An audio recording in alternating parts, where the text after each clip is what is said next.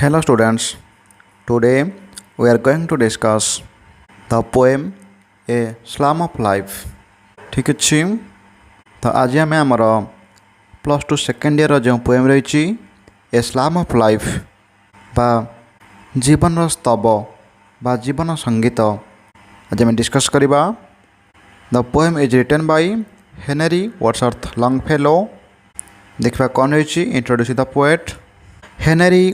Wordsworth Longfellow, who was born in 1807 and died in 1882, is an American poet and educator। तो Henry वार्डसवर्थ Longfellow बा जहाँ को shirt रे H.W. Longfellow बोली कह जाए,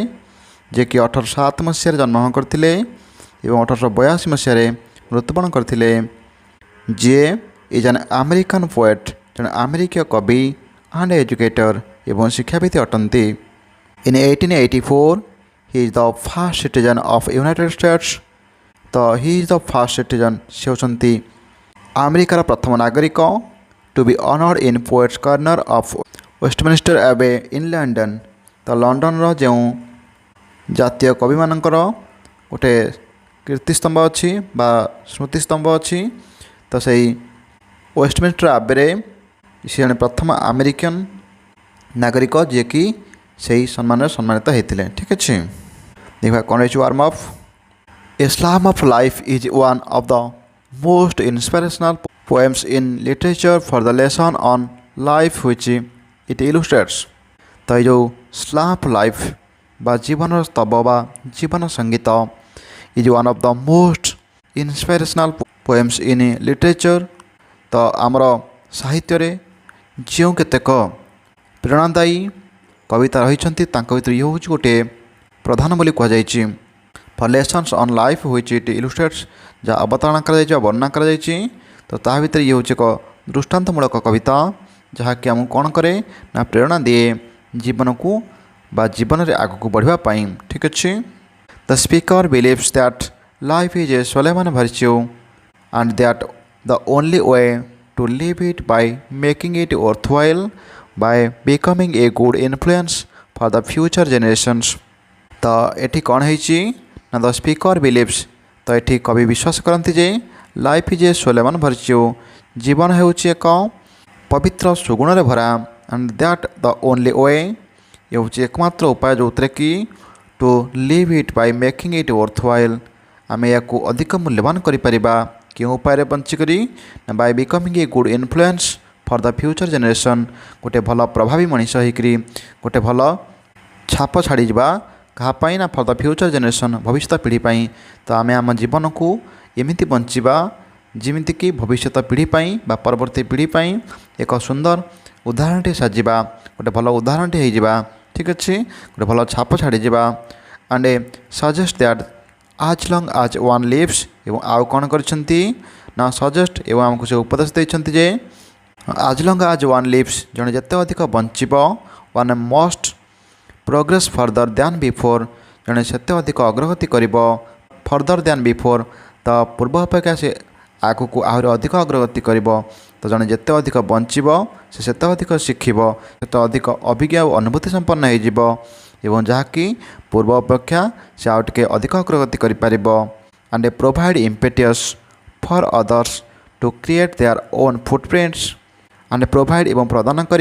इम्पेटियस मीन्स इंस्पिरेशन प्रेरणा से अन्य को प्रेरणा जोगेब to create their own footprints निजर पदचिन्ह मान तैयारी करने। अर्थात जड़े जिते अधिक दिन बंचब से अन्य से प्रेरणादायी हो पार से उदाहरण हो मैंने उदाहरण रूपे नहीं से गोटे जो छाप छाड़ी ना तो ताको अनुकरण करी से फुटप्रिंट मीन पदचिन्ह से उदाहरण तार से छाप को से मैंने कौन करेंगे अनुकरण करेंगे। This poem belongs to the genre of poetry called carpe diem poems. तो ये जो गोटे स्वतंत्र कविता रही लाटिन भाषार कार्पे डिम। तो से कार्पे डिम कवितारू यहाँ आसी जोटा कि popularly translate as a seize the day is a phrase from a Latin poem by Horace. तो हॉराक्स को द्वारा लिखा जो कविता ता जो लाटिन भाषा लिखाई जो कविता तार जो पंक्तिटे अच्छी सेज द डे या means the last time of a life, जीवन अंतिम समय ठीक अच्छे।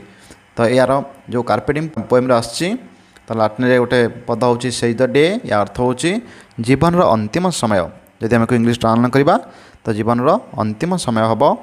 तो से कविताटी आसपर को अनुवाद करके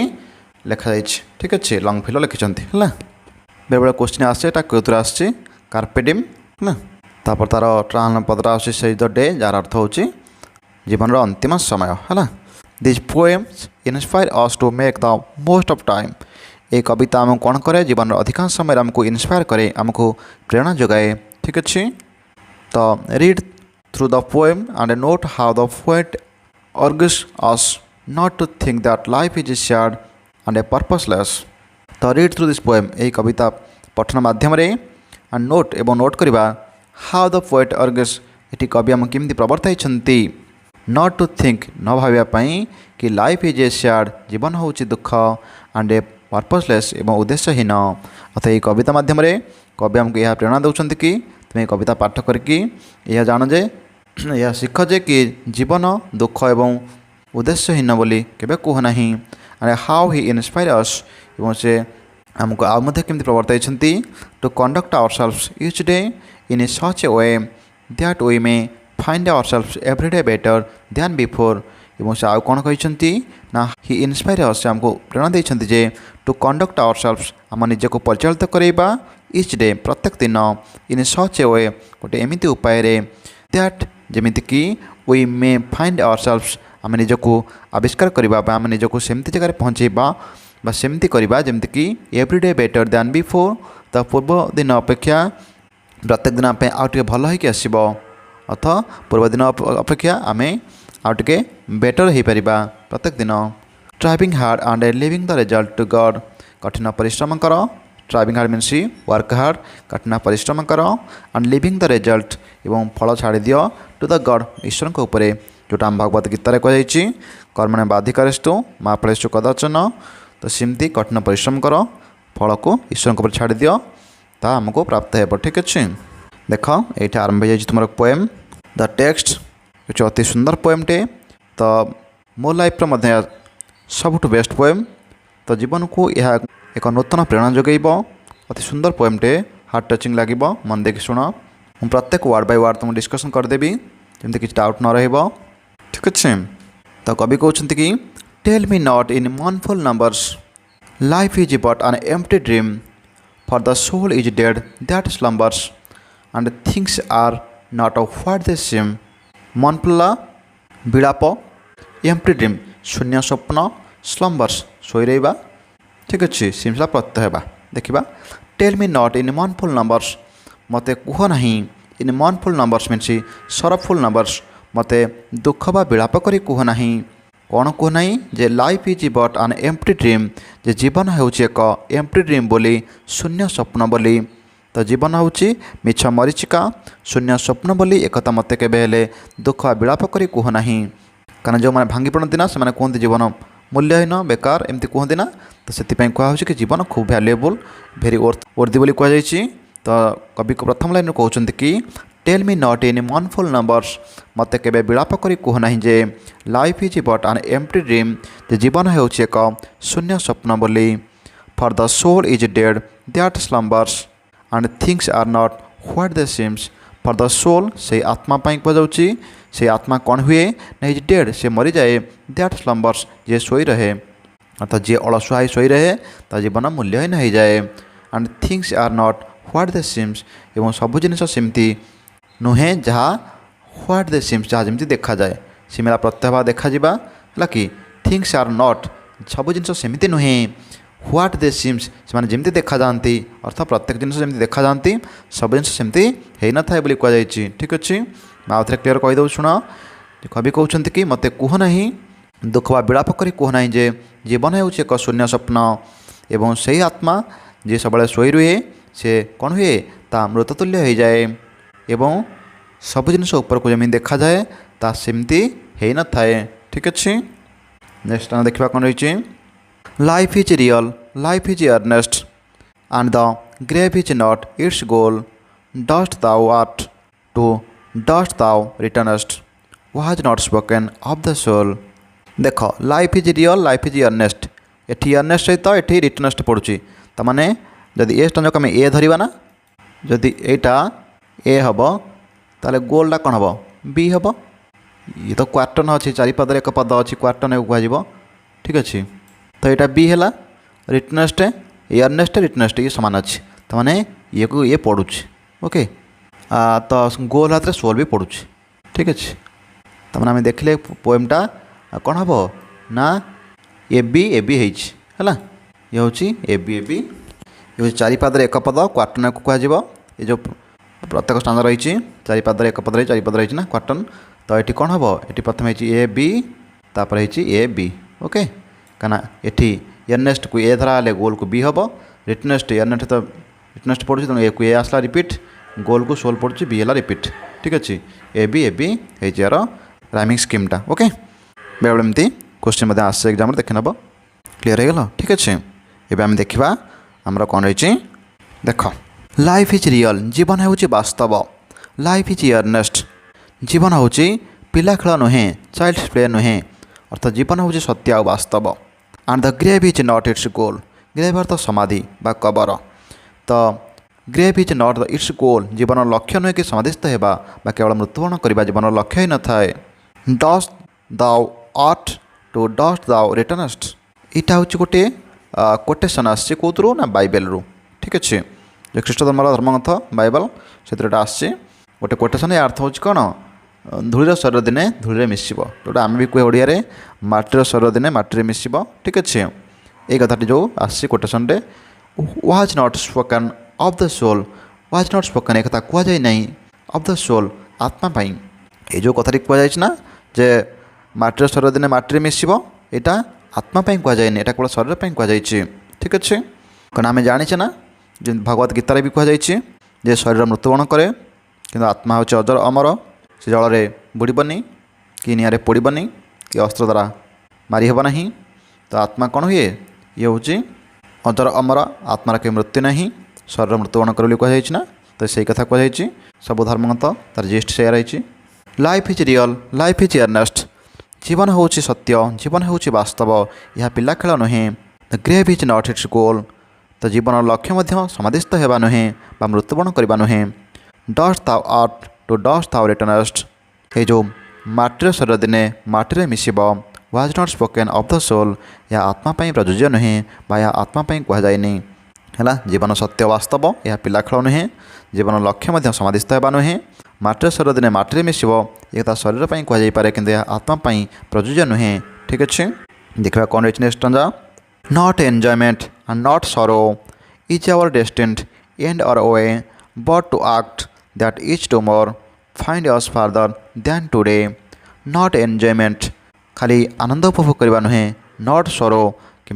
दुख पाइबा कथा नुहे is our destine and or वे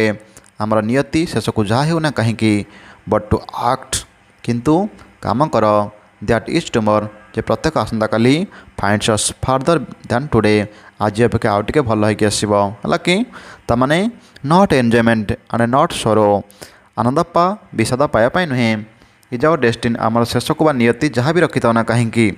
आम कर्म पर फल जहाँ भी होना कहीं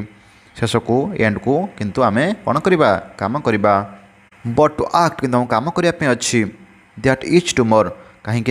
प्रत्येक आसंता काली फाइंड्स अस फार्दर दैन टुडे आउ टे भल होगी आसो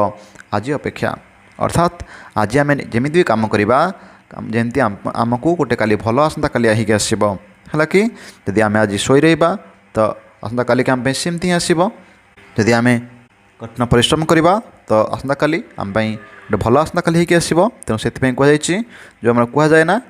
today should be better than yesterday तो आज दिनटा गतकाली अपेक्षा टे उत्कृष्ट हवा उचित तेणु सेमती सी भी कहते कि तुम आज एमती कठिन परिश्रम कर जमी गोटे भल आसंता काली होगी आसो तेणु से तुम कठिन परिश्रम कर कि फल जहाँ होना कहीं दुख विषाद को लक्ष्य न रखी तुम कठिन परिश्रम कर गोटे भल आसंता काली आसवाई ठीक अच्छे देख art is long and time is fleeting and our hearts though stout and brave till like muffled drums are beating funeral marches to the grave art is long ये आर्ट मीन्स कौन ये आर्ट मीन्स हूँ knowledge okay ज्ञान ठीक अच्छे। तो से कहुच्छी कि आर्ट इज लंग अर्थ एठी जो आमर सांस्कृतिक श्लोक रही ना स्वल्पस्य काल बहुलस्य विद्या सेमती अर्थ समय हूँ स्वल्प एटी विद्या हवा धर्मग्रंथ बा धर्मवाणी ज्ञान बा विद्या हूँ अनेक ठीक अच्छे। तेणु से कथा कहते कि आर्ट इज लंग एटी ज्ञान बा विद्या हूँ अधिक एंड टाइम इज फ्लिटिंग एवं समय हूँ स्वल्प बा समय हूँ चलचंचल फ्लिटिंग मीन्स मोमेंटेबल चलचंचल ठीक अच्छे। तेणु ये विद्या हूँ अनेक बा विद्या हूँ बहुल एवं समय हूँ चलचंचल अर्थ गतिशील एंड आवर हार्ट्स दो स्टट एंड ब्रेव आम हृदय जी कि जदिओ यह stout and brave stout means strong जदिओ यह अधिक सबल एवं साहसी स्टिल तथापि like muffled drums are beating funeral marches to the grave किंतु खूब शीघ्र मफल ड्रम्स बाजिब एवं कौन हम आम फ्यूनेराल मीन्स अंतिम सत्कार मार्च तो आगे जावा ग्रेव अर्थ समाधिस्थ को कबर हाँपाई ठीक अच्छे। तुम जिते भी सुस्थ सबल हो ना कहीं तुम जिते भी साहसी हो ना कहीं किंतु ये समय हो चलचंचल समय खूब शीघ्र चलीज तेणु तुम बेसी किसी अर्जन करना कारण दुनिया ज्ञान हो विद्या हूँ बहुल समय हूँ स्वल्प तेणु से स्वल्प समय मध्य आम केमती गुरुत्वपूर्ण ज्ञान को हासिल करवा कहीं कहुई ना हृदय हूँ आम जिते भी सुदृढ़ जिते भी सबल होता ना कहीं जिते भी साहसी होता ना कहीं दिने कौन हम आम समय चलीज मृत्यु हो आम मफल ड्रम बाजब जोटा कि आम कहे शव यात्रा कला बेले जो संकीर्तन हुए आम कहू मफल ड्रम बोली से मफल ड्रम दिने बाजब और आम कौन हम आम समाधिस्थ आड़ को गति करवा लोक मैंने आमको समाधिस्थ करने कबर देवाई अंतिम संस्कार करने आमको बोही ने ठीक अच्छे। In the world's broad field of battle in the bivouac of life be not like dumb driven cattle be a hero in the strip in the world's broad field of battle। तो यही विश्वर प्रशस्त युद्ध क्षेत्र में है ब्रॉडला प्रशस्त field of battle means युद्ध क्षेत्र तो यही दुनिया रूपक प्रशस्त युद्ध क्षेत्र में इन द bivouac of life है कि bivouac मीन्स टेम्परारी तो एक क्षणस्थायी जीवन में है कि बी नॉट लाइक डम्प गोटे मुख भली हुआ ना ड्राइवन कैटल एवं अन्न द्वारा परिचालित पशु भली हुआ ना बी ए हिरो गोटे नायक हुआ गोटे योद्धा हो जाओ इन द स्ट्रीट निजे संघर्ष करी in the world's broad field of battle तो ये दुनिया रूपक प्रशस्त युद्ध क्षेत्र में बा जीवन रूपक संग्राम in the bivouac of life क्षणस्थायी जीवन में अर्थात यही प्रशस्त युद्ध क्षेत्र में बा आम जीवन हूँ कौन जीवन हूँ क्षणस्थायी बा अस्थायी अर्थात ये संकीर्ण जीवन बा क्षणस्थायी जीवन को आम से प्रशस्त युद्ध क्षेत्र में कौन करवा बी नॉट लाइक डम गोटे मुक भली हो ना से अल्प दिन जीवन में निजे मुक पलटि जाओ ना अर्थ अन्य द्वारा परिचालित हुआ ना ड्राइवन कैटल जमीक कि अन्य द्वारा पशु मैंने परिचालित होती जुआड़ को भिड़ा जाए सेमती जाती तेणु तुम सेमती हुआ ना अन्य द्वारा परिचालित हुआ ना बी ए हिरो ये संकीर्ण जीवन में छोटिया जीवन हेल्ले तुम गोटे हिरो बनी जाओ गोटे योद्धा बा नायक बनी जाओ इन द स्ट्रीट निजे संघर्ष करी अर्थात एक क्षणस्थायी जीवन में निजे संघर्ष कर केबे अन्य द्वारा परिचालित हुआ ना एवं निजे संघर्ष करी विजयी हो जाओ युद्ध नायक बनी जाओ ठीक अच्छे। नेक्स्ट आम देखा कौन रही trust no future howe'er pleasant let the dead past bury its dead act in the living present heart within and a God overhead trust no future भविष्य विश्वास कर ना हाउएवर प्लीजेंट यह केते भी आनंददायक हो पारे ताको विश्वास कर ना late the dead past bury its dead तो मृत अतीत को कबर दे दियो ताको मृत बोली धरी नियो आक्ट परिश्रम कर कार्य कर इन द लिविंग प्रेजेंट प्रचलित वर्तमान तुम्हें कार्य कर चल heart within and God overhead निजे पूरा हृदयर सहित कठिन परिश्रम कर जे ईश्वर उपरे अछंती सी स्वर्ग देखुंत कहुई ठीक अच्छे। तो ट्रस्ट नो फ्यूचर मीन्स तुम भविष्य भविष्य विश्वास कर ना हाउएवर प्रेजेंट यह केते भी आनंददायक हो पारे एक कथार आशावादी रुह किंतु निश्चिंत ना कारण भविष्य उपर केबे निश्चिंत दे हुए ना कारण आसना काली कौन घटो ता कहीं जानी ना तेणु से तुम भविष्य आशावादी रुह कि से विश्वास कर ना से निश्चिंतता ना late the dead past bury its dead जहाँ चली जाइए ना तो ताकू भूली जाओ कारण जहाँ चली जाइए कहीं ଅତୀତକୁ କେହି ହେଲେ ପରିବର୍ତ୍ତନ କରିପାରି ନାହାନ୍ତି, ତେଣୁ ଆମେ ମଧ୍ୟ କରିପାରିବା ନାହିଁ। ତେଣୁ ଯାହା ଚାଲିଯାଇଛି ତାକୁ ମଧ୍ୟ ଭୁଲି ଯାଆନ୍ତୁ ବା ତାକୁ କବର ଦେଇଦିଅନ୍ତୁ, କାରଣ ତାହା କେବେ ଫେରିଆସିବ ନାହିଁ। ଠିକ୍ ଅଛି। ତେଣୁ ଭବିଷ୍ୟତ ଉପରେ ଆମେ ଆଶାବାଦୀ ରହିବା, କିନ୍ତୁ ଭବିଷ୍ୟତ ଉପରେ ବିଶ୍ୱାସ ନାହିଁ, ନିଶ୍ଚିନ୍ତତା ନାହିଁ। ଏବଂ ଅତୀତ ଯାହା ଚାଲିଯାଇଛି ତାହା ମଧ୍ୟ ଫେରିଆସିବ ନାହିଁ। ତ କେବଳ act in the living present, ବର୍ତ୍ତମାନର ପ୍ରଚଳିତ ଥିବା ବର୍ତ୍ତମାନରେ ତୁମେ କାର୍ଯ୍ୟ କରିଚାଲ, ହେଲା କି? এই ଯେଉଁ ବର୍ତ୍ତମାନ ଆମ ହାତରେ ଅଛି ନା, ଏଇ ପ୍ରଚଳିତ ଅଛି ବା ଧାବମାନ ଅଛି, ତ ଏହି ଧାବମାନ ଥିବା ବର୍ତ୍ତମାନରେ ତୁମେ କଠିନ ପରିଶ୍ରମ କରିଚାଲ। ହାର୍ଟ ୱିଦିନ୍, ପୁରା ହୃଦୟ ଜୁଟେଇକିରି, ପୁରା ହୃଦୟ ସହିତ ମନ ଲଗେଇକିରି ପରିଶ୍ରମ କର। ଆଣ୍ଡ ଗଡ଼ ଓଭର ହେଡ଼୍, ଏବଂ ଉପରେ ଈଶ୍ୱର ରହିଛନ୍ତି। ତୁମ ପରିଶ୍ରମ ଅନୁଯାୟୀ ତୁମ ଫଳ ନିଶ୍ଚୟ ମିଳିବ। ଠିକ୍ ଅଛି। ତେଣୁ ତୁମେ ଈଶ୍ୱରଙ୍କୁ ସାକ୍ଷୀ ରଖି ପୁରା ହୃଦୟର ସହିତ କାର୍ଯ୍ୟକୁ ନିଜର କରି କଠିନ ପରିଶ୍ରମ କର ଏହି ବର୍ତ୍ତମାନରେ, କାରଣ ଅତୀତ ଯାହା ଚାଲିଯାଇଛି ତାହା କେବେ ଆସିବନି। ଭବିଷ୍ୟତ ଯାହା କେହି ଦେଖି ନାହାନ୍ତି ସେଥିରେ ମଧ୍ୟ ବିଶ୍ୱାସ ନାହିଁ, ସେଥିରେ ମଧ୍ୟ ନିଶ୍ଚିନ୍ତତା ନାହିଁ। ତେଣୁ ବର୍ତ୍ତମାନରେ କଠିନ ପରିଶ୍ରମ କର, ଉପରେ ଈଶ୍ୱର ଅଛନ୍ତି, ସବୁ ଦେଖୁଛନ୍ତି ବୋଲି କୁହାଯାଇଛି। ଠିକ୍ ଅଛି। Lives of a great man all remind us we can make our lives sublime and departing leave behind us footprints on the sand of time. Lives of a great man, ତ ମହାପୁରୁଷଙ୍କର ଜୀବନୀ ଅଲ୍ ରିମାଇଣ୍ଡ ଅସ୍, ତାହା ଆମକୁ ମନେ ପକାଇ ଦିଏ। we can make our life sublime, we can make, ଆମେ ତିଆରି କରିପାରିବା ବା ଆମେ ବନେଇ ପାରିବା our lives, ଆମ ଜୀବନକୁ sublime, ନୋବେଲ୍ କରିକିରି ବା ମହତ୍ କରିକିରି ଆମେ ମହନୀୟ କରି ଗଢ଼ିପାରିବା ଆମର ଜୀବନକୁ। ଆଣ୍ଡ ଡିପାର୍ଟିଂ, ଏବଂ ପ୍ରସ୍ଥାନ କରିଯିବା ବା ଚାଲିଯିବା ବା ମରିଯିବା। ଲିଭ୍ ବିହାଇଣ୍ଡ ଅସ୍, ଏ ସବୁକୁ ପଛରେ ଛାଡ଼ିଯିବା। Footprints on the sand of time, ସେହି ସମୟ ରୂପକ ବାଲୁକା ରାଶିରେ ଆମର ପଦଚିହ୍ନ ଛାଡ଼ିଯିବା। ଅର୍ଥାତ୍ ବହୁତ ସୁନ୍ଦର ଲାଇନ୍ଟି ଲେଖା ହେଇଛି କି life of a great man, ତ ଯେଉଁ ମହାପୁରୁଷମାନେ ଆଜି ନାହାନ୍ତି ସେ ମହାପୁରୁଷଙ୍କ ଜୀବନୀ ଆମକୁ କ'ଣ କରେ? ରିମାଇଣ୍ଡ ଅସ୍, ଆମକୁ ମନେ ପକାଇ ଦିଏ। We can make our life sublime, ଆମର ଜୀବନକୁ ଆମେ ମହାନ କରି ଗଢ଼ି ତୋଳିପାରିବା, ମହତ୍ କରି ଗଢ଼ି ତୋଳିପାରିବା, ହେଲା କି? ଆଣ୍ଡ ଡିପାର୍ଚିଂ, ଏବଂ ପ୍ରସ୍ଥାନ କରିଯିବା ବା ଏ ଦୁନିଆରୁ ଆମେ ଚାଲିଯିବା। ଲିଭ୍ ବିହାଇଣ୍ଡ ଅସ୍, ଆମ ପଛରେ ସବୁ ଛାଡ଼ିଯାଇ, ଅର୍ଥାତ୍ ଆମର ସମସ୍ତ କଠିନ ପରିଶ୍ରମ ବା ଆମର ଭଲ କର୍ମ ବା ସେଇ ମହତ୍ କର୍ମକୁ ଆମେ ଏଇ ପଛରେ ଛାଡ଼ିକିରି ଚାଲିଯିବା, ଯେଉଁଟାକି footprints on the sand of time, ଏ ସମୟ ରୂପକ ବାଲୁକାରେ କ'ଣ ହେବ? ଆମର ପଦଚିହ୍ନ ହୋଇକି ରହିଥିବ। ଅର୍ଥାତ୍ ବାଲୁକା ରାଶି କ'ଣ ନା ଆମର ମହାନ କର୍ମ ବା ଯେଉଁ ମହନୀୟତା କାର୍ଯ୍ୟ ଆମେ କରିଥିବା ନା,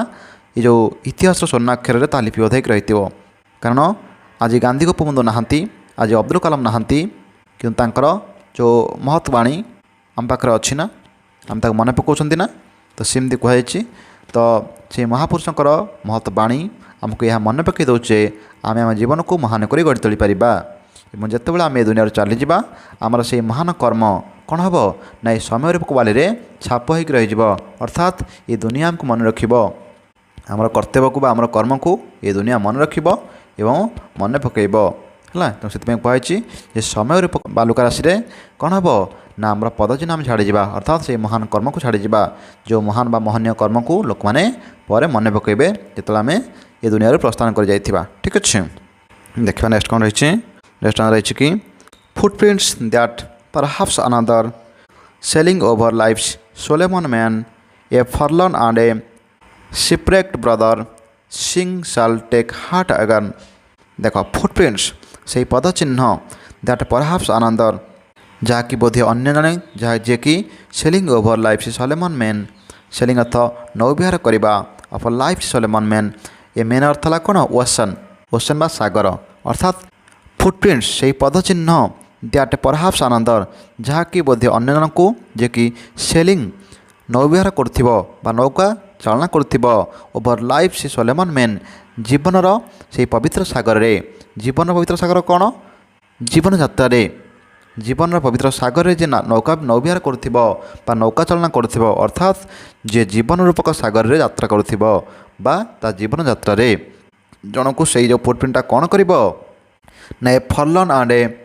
shipwrecked brother, sing shall take heart again. A forlorn ଗୋଟେ ଭାଙ୍ଗି ପଡ଼ିଥିବା ଆଣ୍ଡ ଏ shipwrecked brother, ଏବଂ ହତାଶ ହୋଇଯାଇଥିବା, ଜୀବନକୁ ନେଇ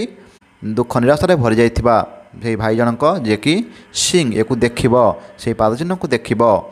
and shall take heart again, ଏବଂ ସେ ଆଉ ଥରେ ସାହସ ବାନ୍ଧିବ ବା ଆଉ ଥରେ ହୃଦୟ ଜୁଟେଇବ କ'ଣ କରିବା ପାଇଁ? ଜୀବନଯାତ୍ରାରେ ଆଗକୁ ବଢ଼ିବା ପାଇଁ। ଅର୍ଥାତ୍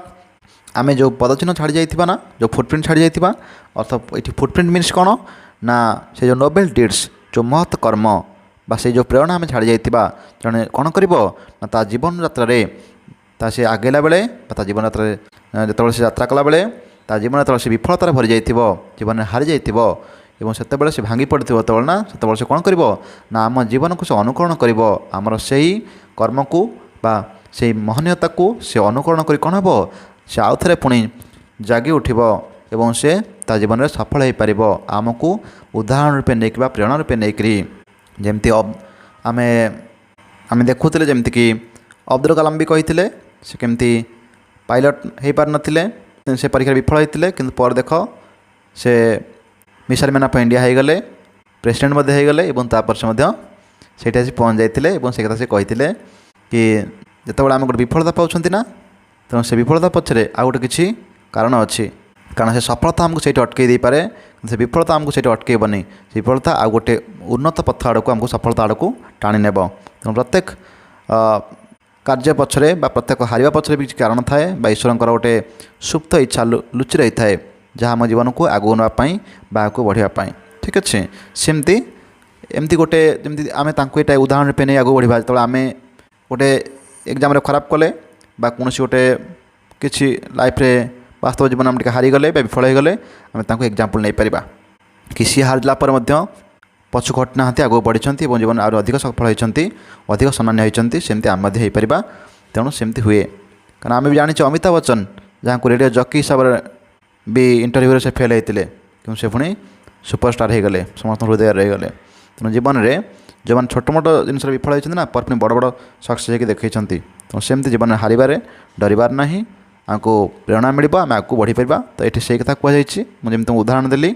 कि footprints that perhaps another selling over life सलेमन man से पदचिन्ह बा से स्मृति बा से जो महनीयता कर्तव्य बा से जो प्रेरणा आम छाड़ी जाता कौन हम ना बोध हुए अन्य जन को जी कि जीवन यात्रा विफल हो जाइथिबो भांगी पड़िथिबो हारी जाइथिबो से कौन करिवो सिंग शाल टेक हार्ट अगेन से देखिबो एवं से जानिकरी तार हृदय आउ थे जुटेइबो एवं साहस जुटे से आउ थे सफल हम आमठू प्रेरणा पाइकरी ठीक अच्छे let us then be up and doing with a heart for any fact, still achieving, still pursuing, learn to labor and to wait. Let us then be off. तो let us then be off. चलो उठो ठिया हुओ undoing एवं कठिन परिश्रम करो with a heart for any fact गोटे मन रे यही भाया हृदय नहीं करी जाओ for any fact जेकोसी फेट हो अर्थात यह तुम आनंद हो बा तुम विषाद हो दुख हो बा सुख हो जेकोसी परिस्थिति में तुम्हें कठिन परिश्रम कर गोटे हार्ट नहीं जाओ ये गोटे मनोबल नहीं जाओ स्टिल अचिविंग स्टिल परसुइंग सफलता पाउथिबो तथापि परसुइंग कंटिन्यू करथिबो जिते सफलता पाइगला पर अटकी जीव नहीं जिते सफलता पाउथिबो सेमति पुणी कठिन परिश्रम जारी रखिथिबो कंटिन्यू करथिबो लर्न टू लेबर परिश्रम करने पे शिख एंड टू वेट एवं अपेक्षा करने शिख अर्थात परिश्रम कर और तार फल पाइबा धैर्य मध्य रख कारण तो अधैर्य हेले सफलता मिले ना ठीक अच्छे तेणु कठिन परिश्रम कर और परिश्रम फल पाया पर्यंत धैर्य रख कारण आज आम गछ लगे तो सी तो लग लग फलबन ना तो फल तो समय लगे ना तेणु तार फल आसवाई आमको सेमती आम परिश्रम जारी रखा पड़ो और धैर्य सहित अपेक्षा करने पड़ो ठीक अच्छे तेणु सेमती आमको गोटे भल मेसेज देती कवि तेणु कहुई कारण कठिन परिश्रम कर भविष्य उपर विश्वास कर ना कारण ताहा हूँ अनिश्चिंत एवं अतीत को ताहा हूँ मृत ताके फेरी आसब ना तेणु ताकू भूली जाओ जो वर्तमान प्रचलित अच्छी से हूँ